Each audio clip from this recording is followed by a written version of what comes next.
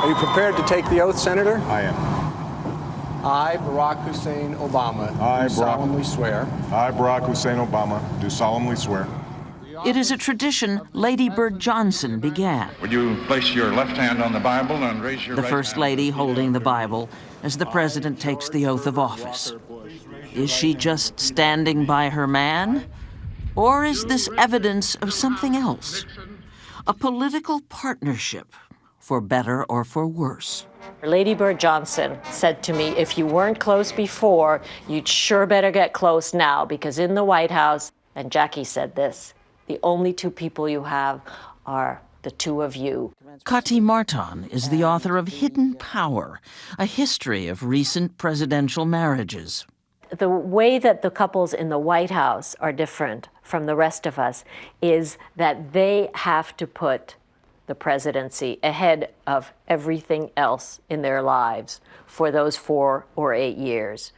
If they don't, then they don't succeed, because the responsibility is so crushing and the scrutiny is so total. So the real love stories at 1600 Pennsylvania Avenue have seldom been the hearts and flowers variety.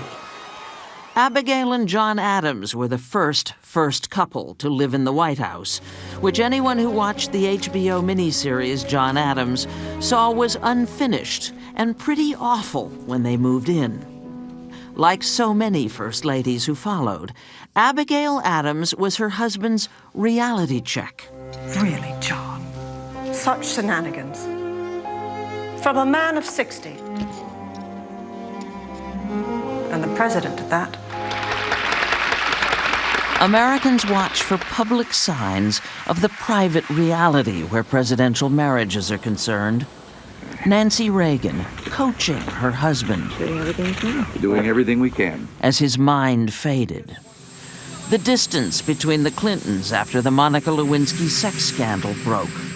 The Nixon relationship at the outset was a genuine love story. He pursued her ardently. And then once they were married, he betrayed her for his only real love, which was politics. Do presidents make good husbands? Mostly not. Mrs. Franklin D. Roosevelt in the field uniform. Think of Eleanor Roosevelt or Jackie Kennedy, hiding the pain their husbands' infidelities caused. What Americans saw was their loyalty to the presidency and their sense of history. That's the oldest thing in the White House, the only thing that was here since the very beginning. This is Helen Taft's dress. She was a musician. Lucinda Fraley is education director of the National First Ladies Library in Canton, Ohio. These are paintings of Ellen Wilson, the first Mrs. Wilson, who was before Edith. Everyone remembers Edith. Indeed.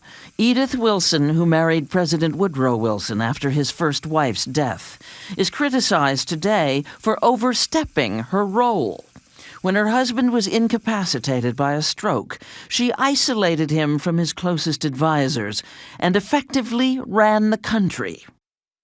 Rosalind Carter was attacked for attending cabinet meetings.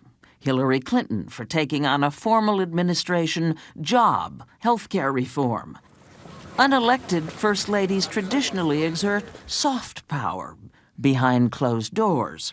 Is this the oldest one you have? The National First Ladies Library has letters dating back to the early 19th century. But there aren't many of women writing back and forth to their husbands about their lives in the White House? Evidently not. If they're out there, we have not seen them yet. When President Warren G. Harding died, his wife Florence got rid of any scrap of evidence concerning his extramarital affairs and the Teapot Dome bribery scandal, the nation's biggest political corruption case before Watergate.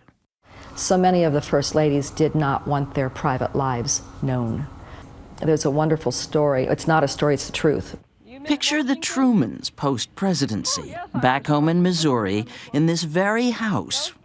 As Bess is standing by the fireplace burning letters, Harry walks in and says, "Bess, what are you doing?" And she said, I've I know what these letters are. I've written them to you. And she said, I'm destroying them. But Bess, he replied, think of history. She said, I am.